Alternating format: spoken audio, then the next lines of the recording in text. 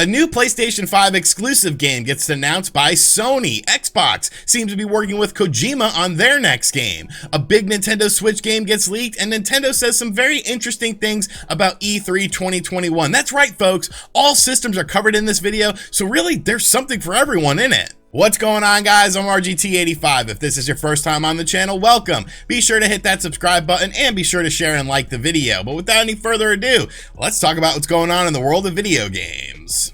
So although Xbox is getting a lot of great publicity right now with services like Game Pass, one thing that PlayStation still has a slight advantage over when it comes to Xbox are PlayStation 5 exclusive games. The Xbox Series X, all of the games that are exclusive to that, at least that we know about so far, that will be coming out in the near future, are cross-platform games. And some people feel that cross-platform from the Xbox One to the Xbox Series X could sort of damper and hold back the experience that you'll get on the Xbox Series X because, of course, it has to be designed with two systems in mind, whereas the PlayStation 5, they seem more keen on PlayStation 5 exclusives. Although there are games like the upcoming Horizon game, you do have games like Ratchet & Clank, which are only available on the PlayStation 5. You, of course, have Returnal, which is coming out very soon. And now another game has been announced by Sony that is coming out exclusively on the PlayStation 5 sometime in 2021. Now, this game is called Abandon, and it's essentially a first-person shooter survival sim that is exclusive to the PlayStation 5. We don't really have a whole lot of information on it. They put out a little teaser trailer. It sounds somewhat interesting on paper. It looks kind of cult-based in terms of the story as you're kidnapped and brought into the woods for sinister things by this cult, and I really always find cults very fascinating, but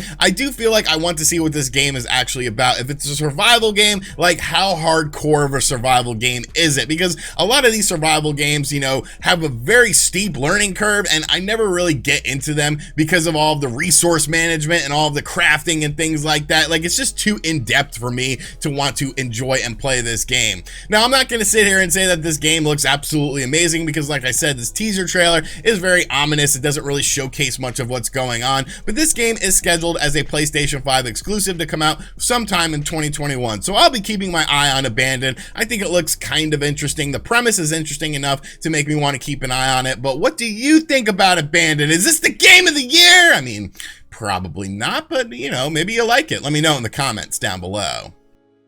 Next up, we had a pretty interesting rumor hit the internet yesterday. This is coming to us from our buddy Jeff Grubb over at VentureBeat, and it involves Microsoft and Kojima. Now, you might remember the last time we heard Kojima's name was for Death Stranding, and I'll talk a little bit about Death Stranding later on in this segment, but it seems that Microsoft and Kojima could be potentially teaming up for whatever Kojima's next game is. Now, this was originally hinted at when Phil Spencer was doing an interview, and on his shelf was something Death Stranding related, but many people thought it was trolling because, well, he also had a Nintendo Switch back there too, but could that be playing into something? Obviously, the Nintendo and Microsoft relationship does exist. It is still there. So I will be interested to see if anything comes from that.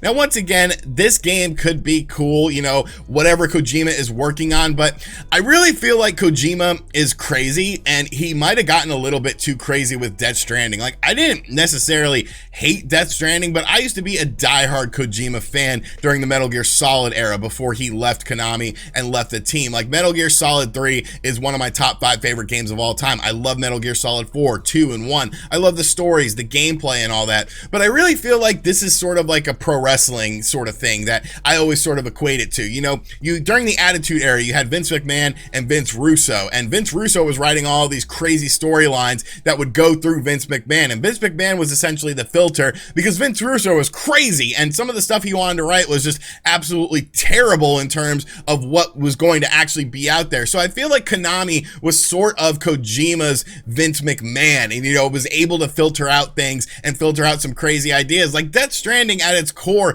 was, I don't know, I couldn't really get into the gameplay of it because it really felt like this walking simulator, and there's so many people that love it, and there's so many people that think this is one of the best games ever, and that's cool, but I'm not one of those people. So Kojima, unfortunately, just can't get a pass from me anymore. I would need to see what game this is that he's bringing over to Microsoft potentially, but I do think it is very exciting. You know, maybe Kojima sort of learned from the weirdness of Death Stranding that, hey, you know, maybe you should do more of like a game that, you know, the mass audience would like, or maybe he's gonna go even crazier and do like Death Stranding 2 where you transport like jars of pee to people or something. Like, who knows with Kojima, but it is interesting to see Kojima potentially working with Xbox, of course, after his relationship with Sony. But the real question is, what's the latest on Jeff Keighley and of course Kojima's relationship? Are they still together? Are they still in love? Hopefully we learn about this as well whenever this game is announced.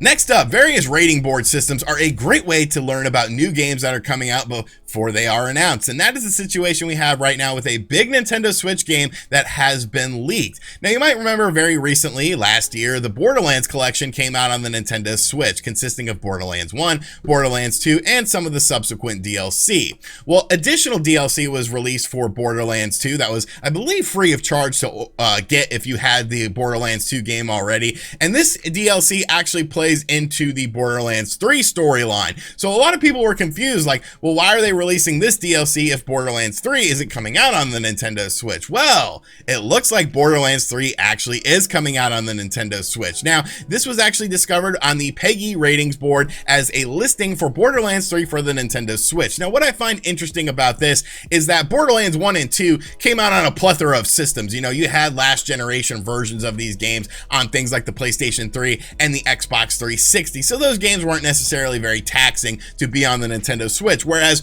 Borderlands 3 of course came out exclusively on the PlayStation 4, Xbox One, and Steam. And I always have a very big fascination with third-party ports that come to the Nintendo Switch that are from the PS4 and the Xbox One generation of gaming that don't have an older build to sort of fall back on if you are doing the Nintendo Switch version of the game. So I think that's going to be very interesting as far as how the quality of this port turns out. You know, some of these games have been very mixed when it comes to games like this, you know, and I think that with Monster Hunter Rise, the bar has really been set when it comes to third-party games on the Nintendo Switch. Like, you can't just throw out a half-ass port on there anymore because we already have experienced games that look and play beautifully that are third-party games. You know, the whole mentality of only Nintendo is able to utilize their hardware when it comes to the Switch, I think it's been thrown out the window now. Now, I've never played Borderlands 3. I know it's available on other systems for pretty cheap. It usually goes on sale, but I do know that a lot of people really enjoyed this game, and I think it's great to see the whole Borderlands trilogy now coming out on the Nintendo Switch. We don't have a release date for this game or anything like that.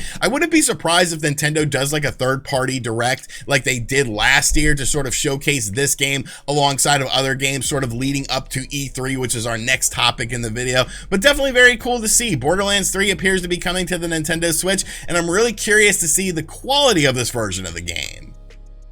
And finally, E3 2021 is indeed going down this year. Many of the big companies have already committed to this. It's going to be an all-digital event, which is something that we will talk about a little later on in this segment. But some of the companies highlighted are companies like Microsoft, Capcom, Ubisoft, even Konami is showing up at this event. And I'm not sure why, because Konami doesn't really make video games. I don't believe that they are working on a new Silent Hill game, even though that has been one of the big rumors. Like, I don't know. I have zero trust. I have negative trust in Konami when it comes to games. But of course, one of the companies that's also going to be there is Nintendo. And Doug Bowser gave a little hint via Twitter talking about the event and that it's going to be great to get the video game industry back together with our fans this June. We'll make the virtual format fun and engaging. Looking forward to seeing you all in June. So obviously Nintendo is going to be at this event, and it looks like they're taking it very, very seriously. Now, what is Nintendo going to do at E3 2021 is obviously a very big question, because will we finally see this Nintendo Switch revised model be unleashed during E3 2021? I feel like E3 still has that clout with mainstream media, you know, not maybe so much with, you know, gaming YouTubers and websites and things like that that are dedicated to gaming, because we get these events all the time nowadays. But when it comes to the mainstream media, your CNN, your Fox, your, I don't know, I don't watch the news, so whatever the big chain, NBC or whatever, like these companies and these affiliates always pick up the big E3 news, and this is sort of where you learn about things for the mass media. So I think a revised Nintendo Switch model being presented at this E3 2021 would be a very cool thing. Could Metroid Prime 4 finally be at this event? Metroid Prime 4 was of course talked about at E3 2017. It's been 4 years by the time E3 rolls around because nothing is going to happen Metroid related between now and then. So could we finally see some gameplay of this game? I think once again, that would be a really good game to showcase during this. E3 is an event for all gamers and there's a lot of hardcore people who like to follow it and whatnot. So I think that would be really cool. Of course, there's the potential of more Legend of Zelda 35th stuff. We talked about the Legend of Zelda 35th anniversary a couple days ago on the channel. Make sure you guys go check out that video, sort of my thoughts and speculation on what we could see at this.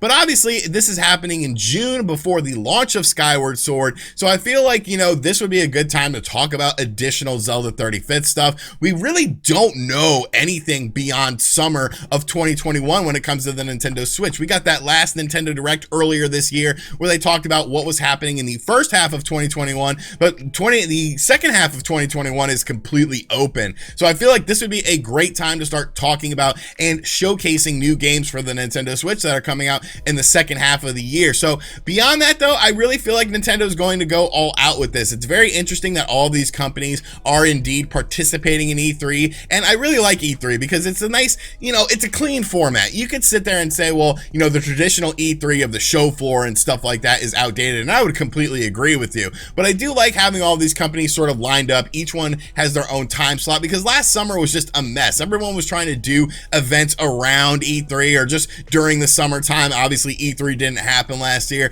and it was really just a mess. Like Summer Games Fest with Keighley, like it just dragged on too long. I like clean and concise stuff, and I feel like this is going to be it. Now, you might notice that I said Microsoft and Nintendo are going to be at E3, but Sony is actually not. So Sony's kind of going to be the outlier in this situation. I'm sure they will do an event themselves during this time frame, maybe a little bit before, a little bit after it, but it's going to be a very fun summer. I love E3 because there's so much stuff to talk about, so much stuff to speculate on. So it's going to be a very fun summer. It looks like Nintendo is going to go all out, and I really hope they do. Alrighty, so that is going to do it for today's video. I hope you guys enjoyed it. Be sure to let me know what you think of everything in the comments section down below. And as always, guys, thank you for checking out this video. If you are new to the channel, make sure you subscribe and turn on notifications. Check out other videos on the channel. Check out the Zelda video from earlier this week. Make sure you guys watch yesterday's video talking about the Nintendo Switch dock situation because things are getting very crazy with that. And as always, guys, I'll catch you guys on the next video. Later.